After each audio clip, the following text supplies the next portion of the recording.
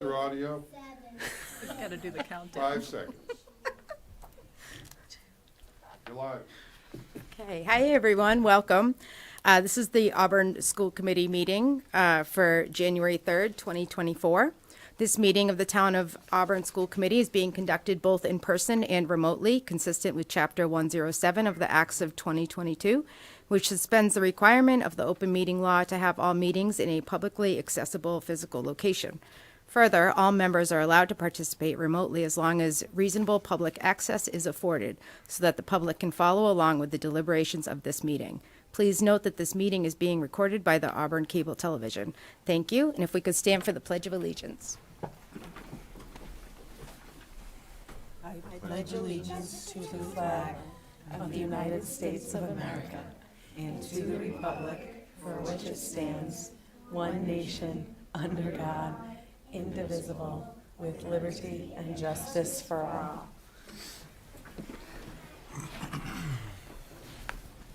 Okay, thank you. Thank you. Sorry, they're Yeah, they are cute. The vision of the Auburn Public Schools is to educate and prepare students for the opportunities and challenges of a changing world. Our commitment: we will create, maintain, and support an environment that fosters a sense of belonging for all students in our schools, respecting race, color, sex, religion, national origin, sexual orientation, gender identity, homelessness, poverty, spoken language, and ability. All right, thank you. We'll start off with citizens' comments. Do we have anyone here for citizens' comments? Seeing none, we will move on to special recognitions. Thank you, Madam Chair.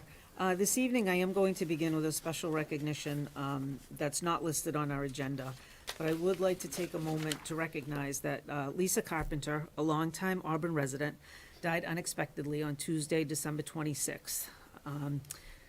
Lisa was the loving wife of Dale Carpenter and devoted mother of Amanda and Eric Carpenter, all of Auburn. And she had she was the adoring grandmother of Marley, Aria, Aiden, Carter, and Callie. Lisa was born in Worcester, raised and educated in West Boylston, and graduated from West Boylston High in 1980. Lisa has been a longtime employee at Auburn High School as a secretary, where she began in 2003, and she was promoted to data administrator several months ago. Lisa was a special person and meant a lot to her family. What I know of Lisa, on a personal note, as superintendent, that she was just a good, kind, and gentle person. She was great at her job, loved her job, told me that just recently. She was a great colleague, and she's going to be very well missed by everyone in the Auburn Public Schools. So if we could have a moment of silence for Lisa.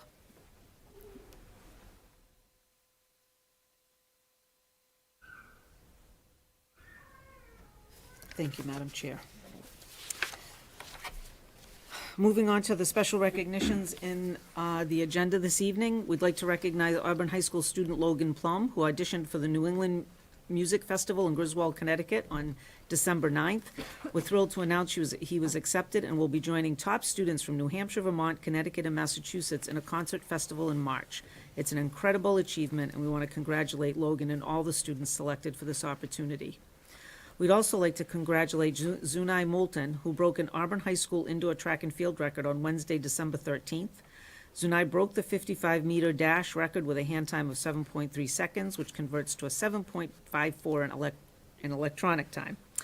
Mile Split, Massachusetts declared Zunai one of its elite performers of the week. Zunai now holds 2 indoor track and field records. She set the 300-meter record as a freshman during her first ever indoor track season with a time of 44.33 seconds. That was on January 15th of 2023.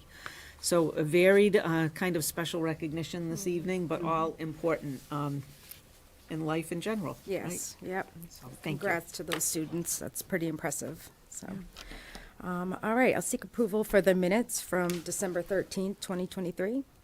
I'll make a motion to approve the minutes from December 13th, 2023. A second? All those in favor? Aye. Okay, student reps tonight? No, they're not here tonight. Nope. Okay.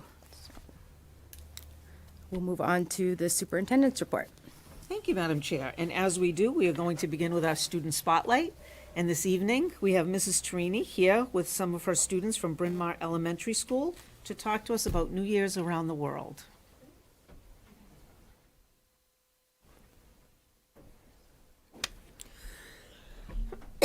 Yes.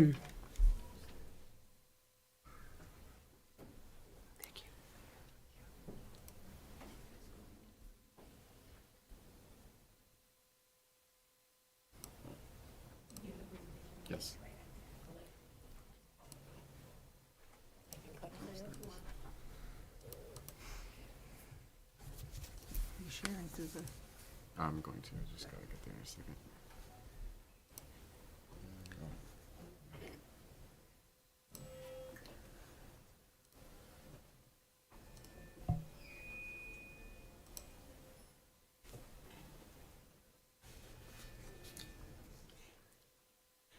All right, We're good good? evening. Thank you. I have the pleasure of introducing some amazing second graders and a second grade teacher, Mrs. Eileen Tarini. Here with us today, I have Jordan Feen, Noah Rodriguez, Harrison Eisner, Sydney Meadows, and Zoe Jane Richard. I'm going to turn it over to them now. Thank you very much for having us this evening. Our students are going to tell you about their trip around the world. This year in second grade, we took a trip to 4 different countries around the world before landing back in America. To learn about different New Year traditions, we packed our suitcases and took our passports with us.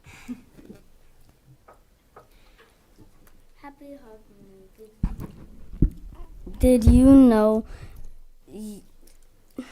in Scotland, New Year's Eve is called Hogmanay? During Hogmanay, they have many festivals. One is a fire festival. Men throw fireballs into the air as they walk down to the harbour. When they get to the harbor, they throw the fireballs into the water for good luck. They also have fireworks and sing all Auld Lang Syne at midnight. After midnight, if you go to someone's house, you should bring a gift, which is called a first footer gift. This means if you are the first person to step foot into someone's house, you have to bring a gift to the family for good luck of the good new year. We made first further gifts, which was a national flower for Scotland, a thistle. Lovely. Nice. In Mexico, families celebrate the new year with music, food, and many special traditions. They wear special colors, red, yellow, white, and green, for special hopes in the new year. Many even wear red underwear for good luck. Coins are baked in bread called pan dulce for good luck and fortune. Many people carry a suitcase around the block at midnight if they are hoping for an adventure in the coming year. Before the clock strikes midnight, people eat 12 grapes to bring good luck for each month in the new year. Oh, cute. Very nice. And I can tell you that some of the kids in my class actually put the red underwear on for New Year's. They recorded when they came back today.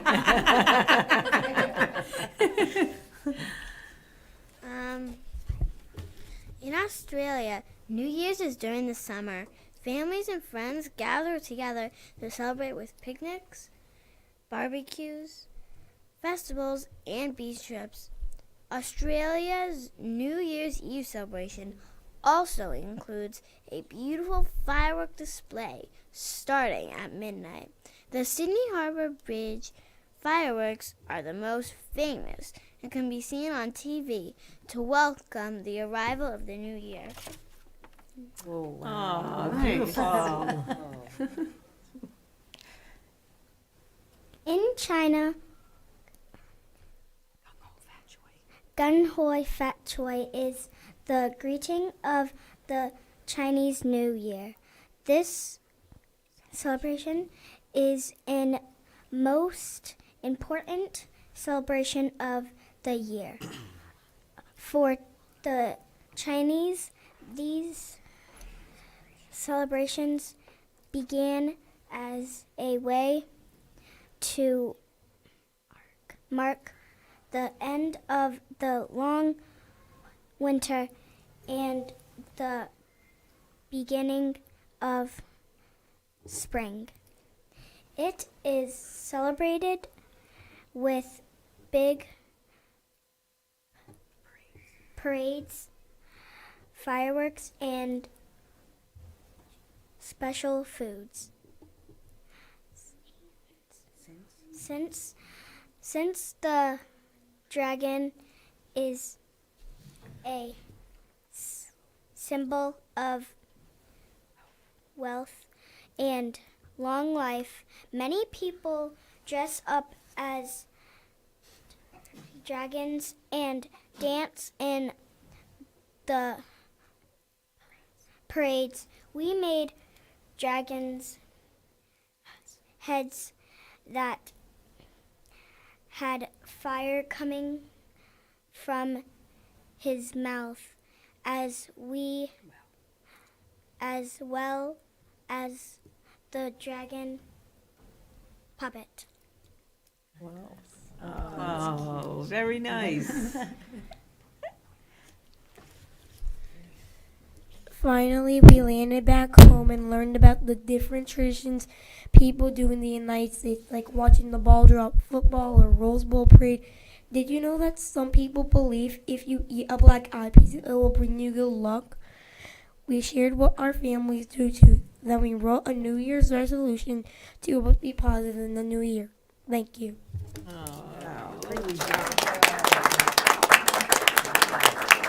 Thank you to our friends, very proud of them. This was something that was new for Bryn Mawr this year. Second grade wanted to kind of create a new tradition of kind of celebrating New Year's around the world. We also had like a coloring book for, because there were so many countries that we couldn't do them all. So every day they came in and they had a coloring book and it had like a fact from a different country. We had Ghana and Nigeria, Haiti, Venezuela, and Brazil. So every day they came in and learned a different fact about other countries as well. That's great. Do you guys have a favorite country? Out of all, yeah? China was your favorite? Oh, Australia. Australia. What was yours? Mexico.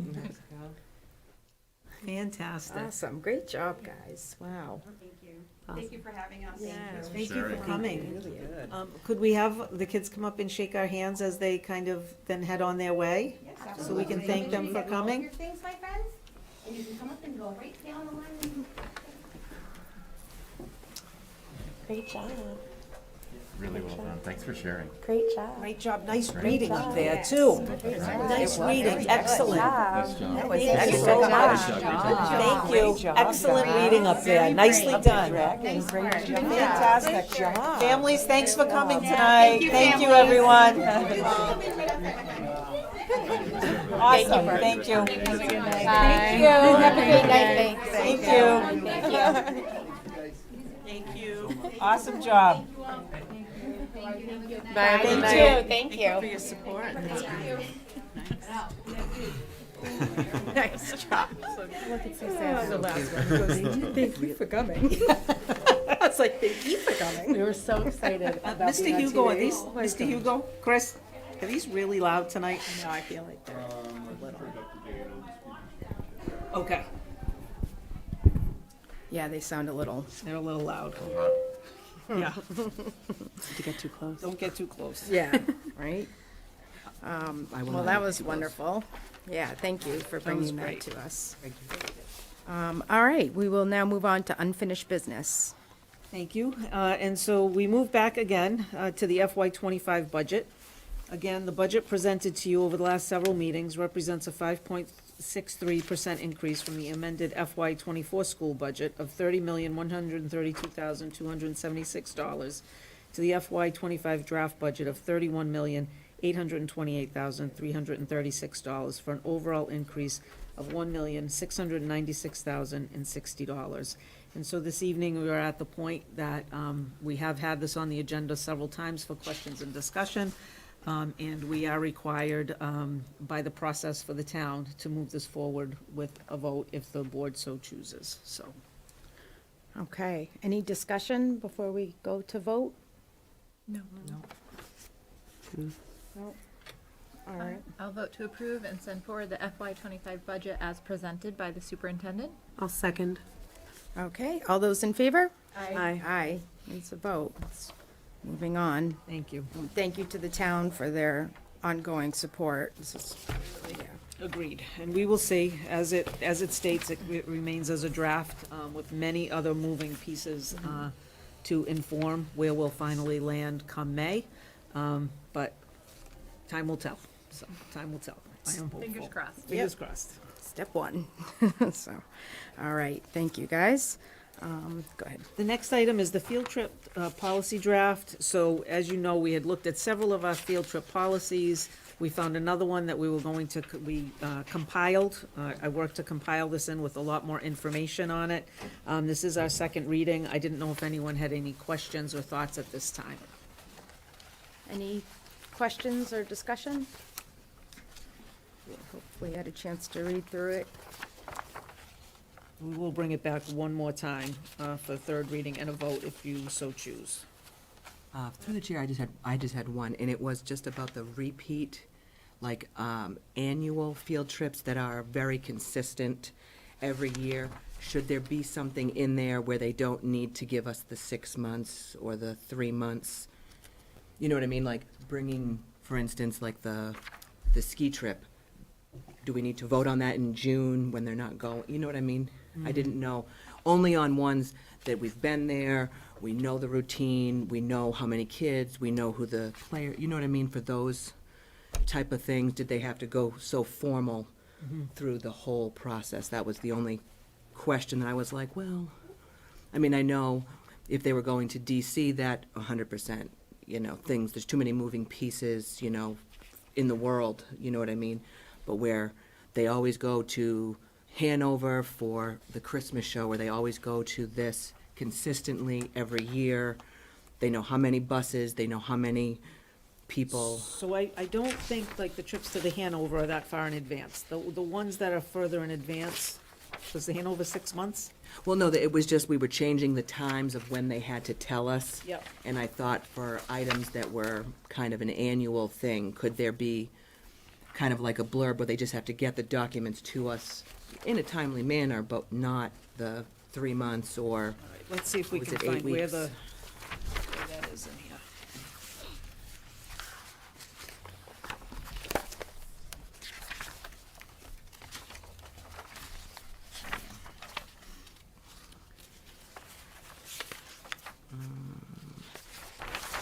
was, So I think it's on, like page 3, I guess it would be, part C, authority to approve.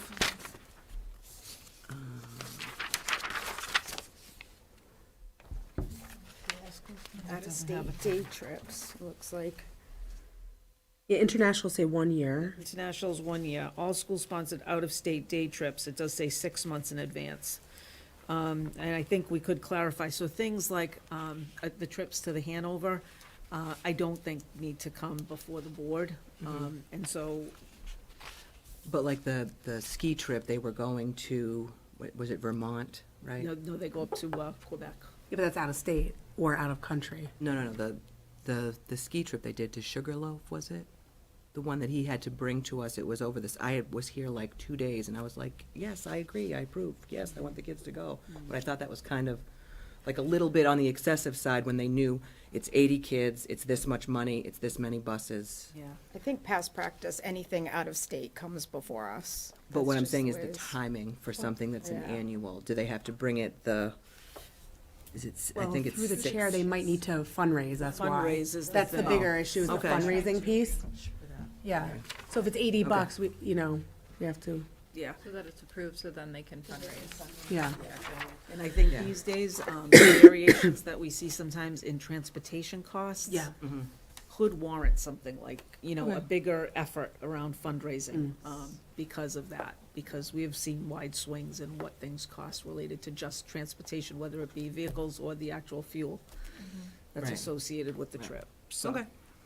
There was just one little thing that I was like, oh, but we know about it, we know it's coming, Yeah, Yeah. okay. Okay. Through the chair, I just, under Part A, number 2, I really like the wording here, participation is optional, voluntary, not eligible for financial assistance. Do we feel that we need to put something under like academic field work trips that, this is eligible for financial assistance? Like, do we need to clarify that or no? Well, I think though the academic fieldwork trips, the participation is expected. And so, Do we need to put is eligible for financial assistance there? well, we can. Because I'm concerned that like if it's expected and a parent can't afford it, Yeah, I think we always have in the past anyway. It goes just unspoken, I guess. Well, we have. But yeah, have it in writing maybe. What we have is the Helping Our Own Fund. Cecilia, I don't know if you want to talk a little bit about that? Well, if there is a student that is unable to afford and the parent makes staff like guidance or the principal aware, then usually they fill out a form and they come forward and we usually try to support that as It's much as for possible. really kind of any, Yeah, that's why I'm saying, like, if we put financial assistance is eligible for financial assistance, at least a parent can see that and know, okay, well, if they have to go on a geology class field trip, like, and they need $50 to do it, like, I know I can ask for help. So, sometimes that's just fine to be to add. clear, just so they know. Yeah.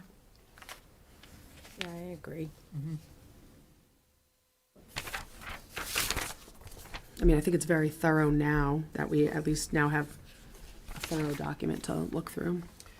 The only thing to that, on page 3, there is number 11, which does get to that point that you're raising, Yeah. Samantha, but It's probably through the chair on the permission slips and stuff anyway. Yeah. Right, so maybe you don't have to share if it is a number.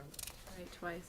And I don't know about you, but I don't know a lot of parents who are gonna read through this with a fine tooth comb over the permission slip where it would probably already say Or you could it. just take out 11 and put it with that one. Yeah. You could just take out 11 and put it with 1. 'Cause it's saying the same thing. Doesn't matter to me. It says it in 2. I don't know. I think we should just leave it as is, I think that honestly. also ties to number 12 where it Yeah. addresses the cost for optional. So it's this beginning part is really a set of definitions. Yeah. Different types. And then it hits the other. Okay, you're right.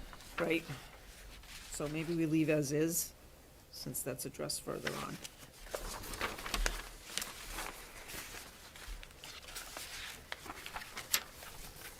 All right, so we'll bring that back one more time for third reading.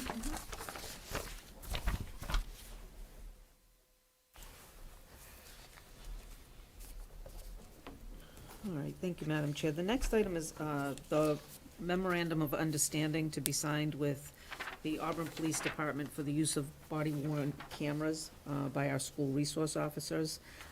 As you know, Acting Chief Mills was here for our last meeting to discuss what that would look like, noting that they would only be used in very extraordinary circumstances where the safety of staff or students were in jeopardy. And so I ask for your permission to sign that memorandum with the chief of police. And we'll take any questions if you have any.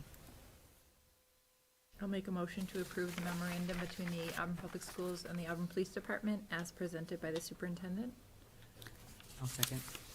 Okay, any discussion or questions? I think it was great that he came and spoke to us too beforehand, so. They've been really very communicative. Yeah, They've been great. very Yep. transparent Yep. about everything, so. All right, all those in favor? Aye. Aye. Okay, that's a vote. Get that on the book, so they can start using them tomorrow then. Yeah, we'll get this, we have to get it signed. Oh, yes, of I'm signed course. with him, but Yeah, yes. yeah. Yeah, I'll be in touch with him tomorrow. All right, cool. Yeah, he gave us the day, because they wanted to start it for the new year, and our meeting was today. Yeah. So, All right. Yep. All right, we will move on to new business. Thank you, Madam Chair. The next item in your packet is a historical field trip listing. This was something that had come up in the course of our conversations related to the field trip policy. So just to explain how this works, the first document is for 2018, 2019. All of those, the little color key is on the back of the second page, but all of those in blue were field trips by Auburn High School. Those in the green were Auburn Middle School. The yellowish is Swiss, purple is Bryn Mawr, and the orange is Packagug. So you'll see for that year, those are all the trips that they took. And then the next page is 2019, 2020, 2020, 2021, and so forth. So I don't know if you have any questions about this, but I think there was a request at a previous meeting to be able to see what are the kinds of trips that we've taken. We hope this is fairly comprehensive, but as you might imagine, even at the high school with the transition of Mandy coming over here, right, there could be a couple of things that maybe were missed, but we think this is a fairly comprehensive look at the trips that our students have taken over the course of the last few years. Yeah, so I had requested this, and thank you very much for collecting all the data. I think I was looking for some kind of spike in this, the kids leaving the state of Massachusetts to go on field trips, and it's not so. So this was good. Like, it shows we really do utilize our state and the surrounding areas. We keep it close. And I guess I would just encourage the future trips to stay the same, to just stay local and shop local and all that, so. But I do appreciate this. This was, I just felt like it was needed so we could see where we're all going, and a lot of good repeat trips are in here, and Through the chair, I still remember going to Lowell when I think I was in 4th grade. Kind of exciting. I just drive by, I'm like, I went there. Lowell's a fun field trip. So is the Patriot Place for the 8th graders. yeah, they love it. Oh It's my a really word. cool STEM trip. Yeah. Yeah, our teachers do a great job finding, local areas and trips that that tie into the curriculum, so. All right, and we don't need any vote or anything like that. So that was Share of informational. information. Yep. Okay, thank you very much. Thank you, Mandy, for doing that. 2020 and 2021 looks like a very sad year for Yeah, I know. Everyone knows, like, it's kind of You can depressing. see where COVID hit. It was like, Swiss was the only place museum. that went anywhere. yeah. It's kind of a depressing year. I don't even know if those papers were filed when they actually went, but I I know. have to look at that. I don't remember anyone going Yeah, 'cause the anywhere. paper- but- It that was in could ele- have just been that the No, that's trips when were we put in. canceled them all, right? Yeah. That was brutal. Yeah. Yep. Okay. All right. All right, the next item in your packet is a NESDEC 2023-2024 enrollment projection report. This is something that we tend to do annually. We are a member of NESDEC, so we send them data, and then they kind of compile it and use their best intuitive judgment on where we may be headed with enrollment. Many school districts across the state use this, particularly when they're looking at the potential building projects or the like. So just to point out a few of the highlights, if you go just to page 1, which on the top it says enrollment summary, there are page numbers in the middle bottom of each page. So it gives you some overall information about how this all works. So in the third paragraph, it does talk about enrollment projections are more reliable in years 1 through 4 in the future, and less reliable in the out years. And as it moves out, right, you can use some of that for planning purposes, but it does become less reliable, right? They don't have a crystal ball. They're doing the best kind of forecasting that they can. The next paragraph does show that the enrollment projection that they did previously fell within 36 students of the K-12 total of 2436 projected versus the 2,400 enrolled. One variance of 33 students occurred at kindergarten, with 179 projected, 146 enrolled. So some of that has to do with birth rates and with move-ins and move-outs and property availability, right, for people to buy homes or to rent homes. And then if you look at the final paragraph, it does talk about over the next 3 years, K-2 enrollments are projected to increase by 17 students. Grades 3 to 5 are projected to decrease by about 31 students. Grades 6 through 8 enrollments are expected to decrease by 12 students, and 9 through 12 enrollments expected to increase by 10. And that's primarily as, as they move through the grades. On the next page, page 2, the historical percentage changes, which is that bottom right-hand box. We're showing from the 2013-14 school year to 2023-24, the overall change has been an increase of about 4.6%. And again, many of these historical numbers you see each October when we bring you forward the enrollment, and we give you some historical data on the overall totals there. The next is just a graph of the same information. Page 4 is now when they talk about some of the projected enrollment, going through the 2033-34 school year. And from 2023 and on, they're looking at potentially a 3.1% decrease in enrollment. And again, in that larger grid at the top, anything in that blue color, those numbers are based on estimated births. So that's why they talk about it not being as reliable, because you can estimate, but whether or not that happens, you're not sure. Those in the gray are based on children that are already born, that they're aware of living here, that will be coming to us, and then the rest in the white are based on students that are already enrolled with us. And they just kind of move that forward for each year. Through the chair, the new developments are included in this? Well, there's something about that Okay. in a subsequent page, yes. So I think some of that is included here. Great. So if you look at, next is just, again, a graph of the projected enrollment. Page 6 is historical and projected enrollments, just kind of in a line graph over those course of the year. So you'll see it went up that 2017-18, 18-19 year, we were high, with it continuing to decrease a little bit. But if you go on to, in each of these next graphs, on page 7 is a line graph by grade band, again, just around enrollments.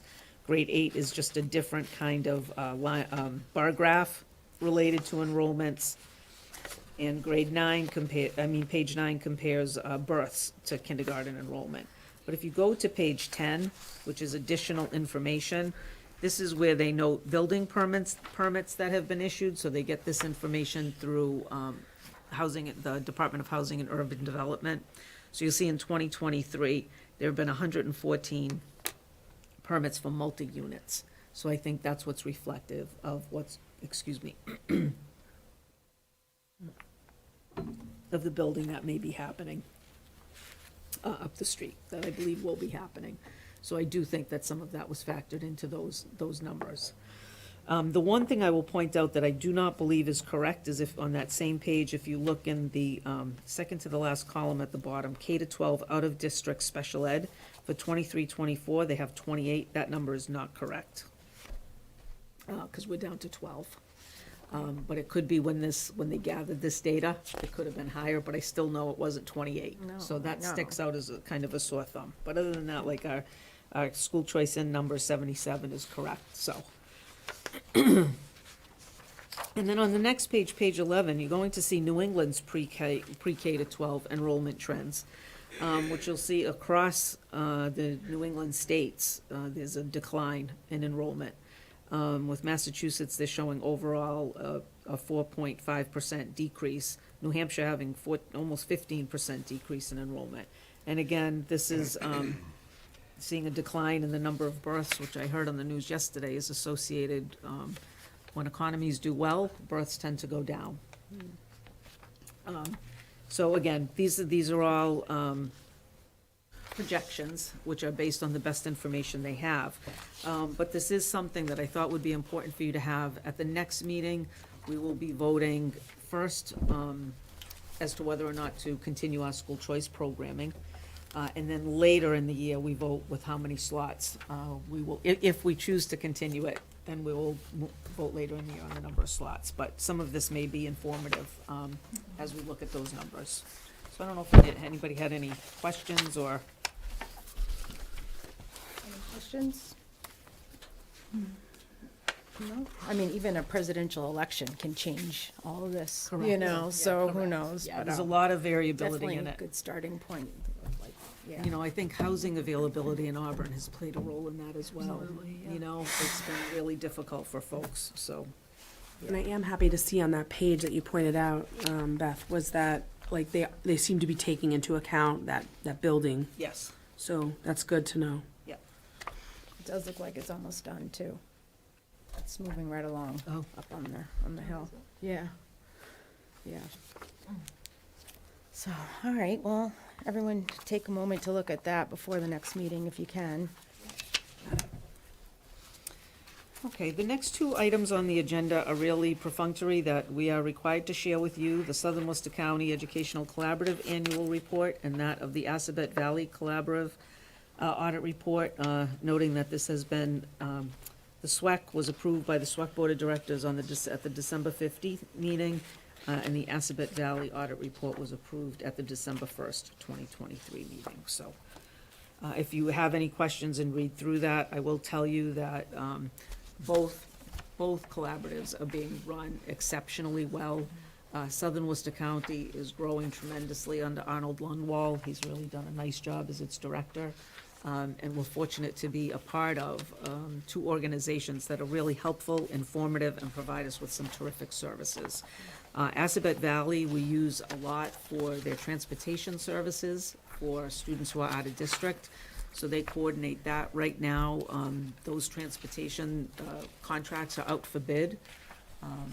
Previously, they were primarily serviced through Vanpool. Many of the districts that were supported through them last year, or this year, I should say, really struggled with them having enough drivers and the service. We were not hit with that difficulty. So Assabet Valley's big focus right now is trying to work through a new transportation contract, but that really serves us well to save money for the students that we send out and how we get them to those placements. That's great. Very good. Yeah, last year I went through them with a fine-tooth comb, and this holiday season I did not. So I will save that for some other time. Look through it. But no, we do thank them for all of, their support. Yeah, it's a good collaboration. It is. So, all right. All right, that's me, right? That's Oh, it for gee, me for sorry. tonight. All Yep. right, teaching and learning report. I've got a slide deck. So yesterday, as you well know, we had a professional development day. And at the last school committee meeting, I talked about a little bit about everything that was happening. And so I just wanted to take a couple of minutes just to show you some highlights. You'll see some of these pictures. I took some of these pictures. I asked for people to share with me, and some places I forgot to get some pictures. So there's some schools that I didn't get. But the big item on yesterday's agenda for classroom teachers was UDL. So we've been doing Universal Design for Learning for 3 years now. This is our third year. And so teachers were engaged at each building. Packagug and Bryn Mawr come together and work together. And so, but all the other buildings had their own presenter and working through developing lessons. And there's a nice connection of learning skills and then applying it and working together collaboratively. And you can see that taking place in some of these places. We have had, I do ask for feedback after each time we get together, and so in some cases we've received feedback that the presenter wasn't quite a match for the level, and so in some places we asked for change of presenters, and we got some really positive feedback, and people talked yesterday in the survey that I sent out about the instructor that they had modeling inclusive practices, being very engaging, and giving people collaborative time. So in most cases, we've had the same presenter, but in some we've changed over the years. We also yesterday had some departmental activities going on. So art and music got together. Art got together with art, and music got together with music, and they did some vertical work together, trying to align themselves vertically in the K through 12 or 3 through 12 area. Nurses were working on receiving some advanced skills training in our health documentation software, which is SNAP. The counselors, they were working with Sue Bannon from the Worcester County DA's office, and she was working on trauma. She was working with them on trauma-informed practices, and we received some really positive feedback from the counselors where they were sharing that, couple of the comments were seeing how trauma plays out and understanding the why behind some kids' actions. And ultimately, her presentation was about a national program called Handle with Care, really trying to build in interventions to help students who have experienced trauma be their best self. And then the Wellness Department spent some time unpacking the new health and PE standards, which of course we've talked about here with this group. So overall, it was really positive feedback from teachers. I'm still collecting that, but has been positive. They talked about it being informative and productive, helpful to tackle these things as a K-12 group. And so I just wanted to share some words and some pictures with you. It's like a fun day. Uh-oh. Oh, there we go. All right, great. Is that all you have, Mr. Keller? That's everything All I've right. got. Yes, All no right, graphs, thank you very no charts. much. Yeah. I feel like that the New Year's Around the World was like perfectly designed for UDL. Because I bet you they had like a video, a reading, like an activity that would have been like amazing. And that's why I think we got so many different ideas of like what the kids liked. Right. Because that was like, I bet you that's how they did it, which would have been really interesting to see. See, now you can steal that and use it in your own classroom. I can, yeah. Yeah. All right, great. Although those kids pronounce those words amazingly, so. Oh, they were did so great. cute. Old Land's yeah. End, I was like, yes, you do it. And I was like, go, I can't even pronounce that. They really did. They did great. Yeah. It was actually very impressive. I was like, And that's hard. I'm like, and getting up in front and knowing you're like on TV, I was like, that was pretty impressive. I think they told them they were on TV. No, one of the kids said they did. Oh, they did? Oh, okay. Well, they were very excited. Yeah, they were very excited. They were super. All right, we'll move on to business and financial. Good evening, everyone. In your packet, I provided a year-to-date budget report dated December 20th for your review. And along with that, I have a listing of budget transfers dated December 20th between the same series for your information and between different series for which I'm seeking your approval. And I'm happy to answer any questions you might have. All right, does anyone have any questions for Cecilia? Nope, seeing none. I seek a motion to approve the transfers. I'll make a motion to approve the list of transfers dated December 20th, 2023, as presented by the business manager. I'll second that. Okay, all those in favor? Aye. Aye. It's a vote. All right. Thank you. Thank you for your report.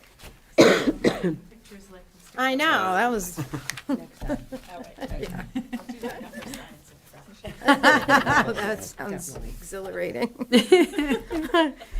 Do we need executive session tonight? not. We do not, so I will take a motion to adjourn. I'll make that motion. I'll second. Okay, all those in favor? Aye. Aye, it is a vote. Thank you, everyone. Happy New Year. Happy New Year. Happy New Year. Now we just have to remember that it's right 2024. Yes.